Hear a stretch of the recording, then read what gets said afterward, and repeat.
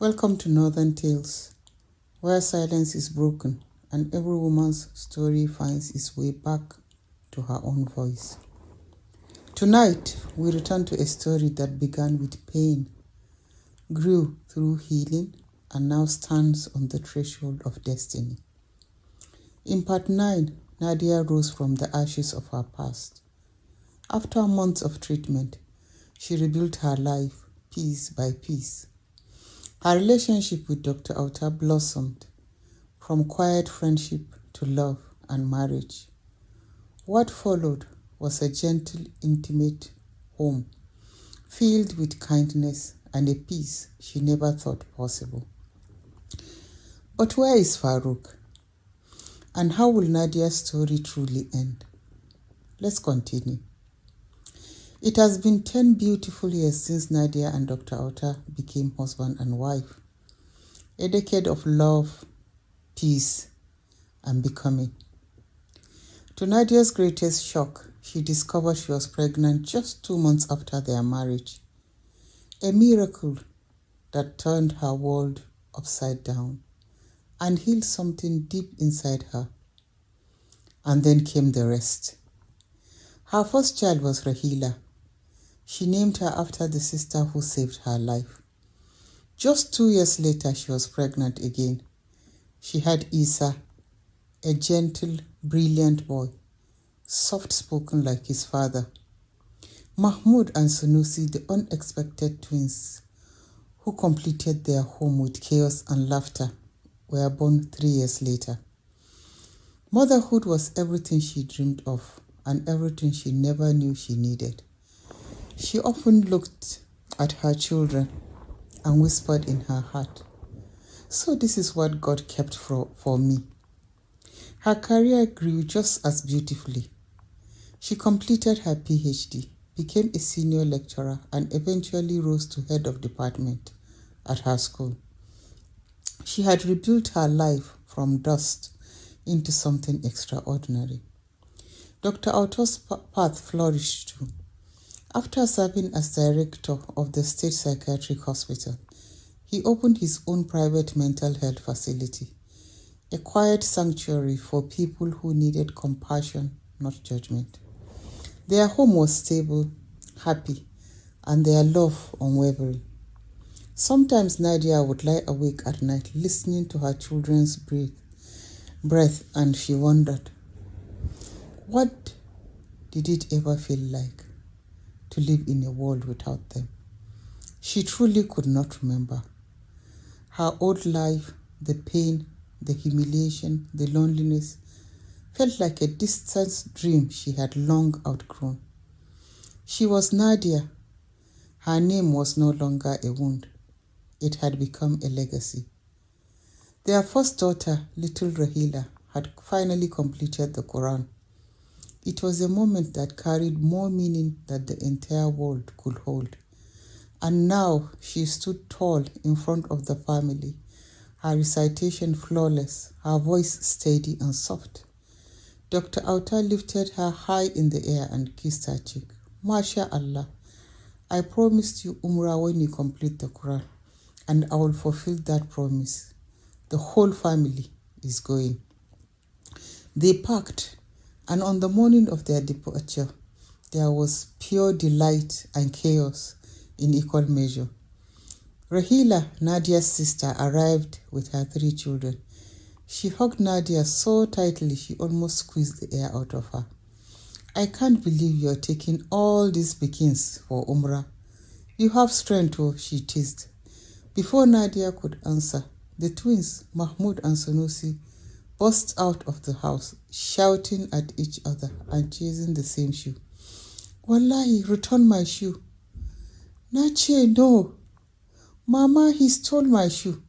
Both of you keep quiet, Nadia yelled, trying to grab the shoe as they ran circles around her like 2 overexcited puppies. Rahila laughed so loudly she nearly choked. This is the motherhood you wanted for so long, Nadia. Look at you now, screaming, sweating, and still loving it. Nadia rolled her eyes, but couldn't hide her smile. Isa meanwhile stood off to the side, arms folded dramatically, his small round face tight with injustice. Mama, you said I cannot carry my toy airplane, he muttered. That airplane is bigger than your bag, Nadia replied. You want them to arrest us at the airport. Isa shook his head and sighed deeply. Rahila burst into another round of laughter. Before you know it, she said softly, they will be grown, too busy to follow you, too old to fight over shoes, too big to cry for toys. She watched her own daughter, now a teenager, scrolling on her phone, pretending not to hear. Enjoy it now, Nadia. Before you blink, they will all be taller than you and avoiding your calls. Nadia's heart softened. She looked at her children, her miracles, and every memory of her old pain felt so far away it might as well have happened to someone else. As their car pulled out of the compound, little Rahila, the daughter, shouted through the car window, Auntie Rahila, I will pray for you in Makkah. Her aunt laughed through tears. You better pray for me very well. The twins were still arguing. Isa was sulking. Dr. Auta was smiling proudly. Nadia leaned back into her seat as the car pulled away.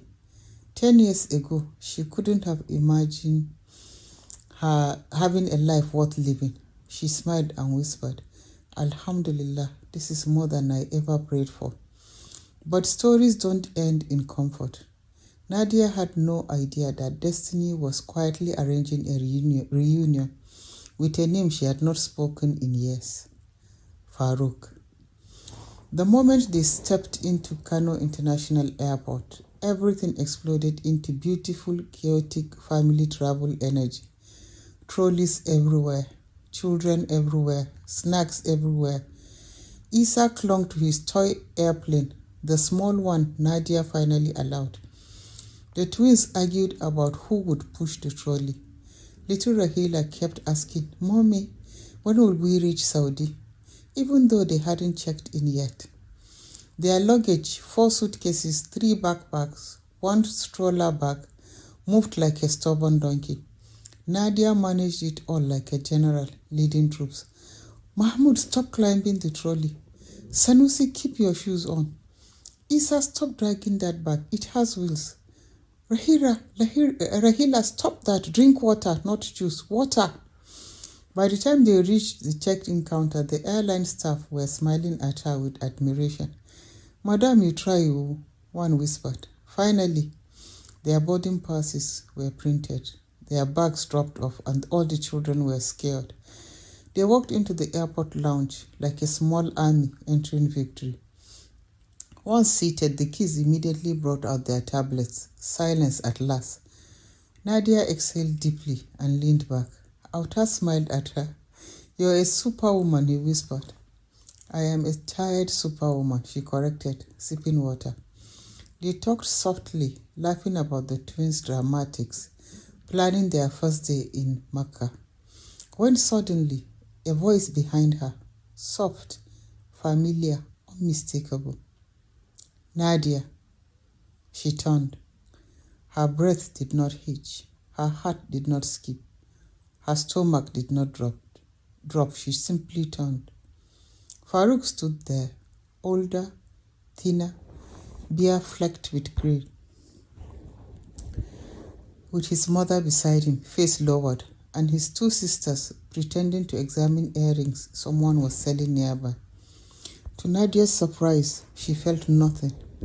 Not anger, not fear, not pain, just nothing. Salamu alaikum, she said calmly. Farouk's mother kept her gaze glued to the floor. His sisters drifted further away, pretending to suddenly develop interest in jewelry they weren't even touching. Auta stood up, gently, respectfully, protectively. He took Nadia's hand in his, and she stood too. Farouk recognized him instantly from his visit to the hospital years ago. Auta extended his hand. They shook. Are these your children, Nadia? Farouk asked quietly. Yes, she said, smiling warmly. All 4 looked up at him with curious eyes. Auta stepped a little closer, not possessive, but supportive, like the pillar he had always been. "Come and greet," Nadia said. They stood one after the other. "Assalamu alaikum, I am Rahila. I am Isa. I am Mahmoud. I am Sanusi." Farouk shook their small hands gently. Then Sanusi the twin, who always had something to say, piped up loudly. "We are going to have a party in Mecca because Auntie Rahila finished Quran. Mommy will buy party pack, 11 party packs with biscuits, balloons, and sweet and small chop." He clapped his hands for emphasis. Everyone burst into laughter, except Farouk's mother, who looked like the floor was the only safe place in the world. Even a random man nearby started laughing. Nadia hid her face in embarrassment. Auta chuckled and whispered, "Who told them about party packs?" "Not me," she whispered back. After the laughter died down, Farouk reached into his pocket and pulled out a crisp envelope. "Rahila," he said softly, "this is for you. Buy hijab to remember your Quran completion." He handed her $1,000. Little Rahila immediately folded her arms behind her back as tradition and stepped closer to her father, half hiding behind him. Auta gently shook his head. "No, thank you." Nadia shook her head too. "She doesn't need—" "I insist," Farouk said. "No," Auta replied again, firmer this time. "No," Nadia repeated, equally firm. Farouk pushed the envelope forward. Auta pushed it back. Farouk insisted. Auta resisted. Nadia tried to intervene. Rahila hid again. It became so comically intense that an elderly man sitting across from them finally stood up and snapped. What kind of wahala is this? It is wrong to reject a gift meant for a child. Let the man give. Let them collect. Haba." Everyone froze. Then reluctantly and a bit embarrassed, Auta and Nadia accepted the money. Farouk nodded respectfully and walked away. He didn't say goodbye. He didn't look back. He simply returned to sit beside his mother at the far end of the lounge, his shoulders heavy with a story Nadia no longer belonged to. Nadia sat down slowly, still holding the envelope. She stared at it for a moment, not with longing, not with anger, but with a kind of quiet clarity she had earned over 10 years of healing. "I don't want anything from Farouk," she said softly. Auta nodded. He didn't ask why. He already knew. "What do you want to do with it?" he asked gently. Nadia exhaled, long and steady. "Remember that Islamia school that brought a letter last month?" She looked up at him. "The one whose roof collapsed during the rainy season. They needed contributions to fix it." "Yes," Auta nodded. "I remember. I will send the money to them now." She touched the envelope lightly with her fingertips. "I don't want it in my house. I don't want it in my children's hands. That family brought me too much negativity.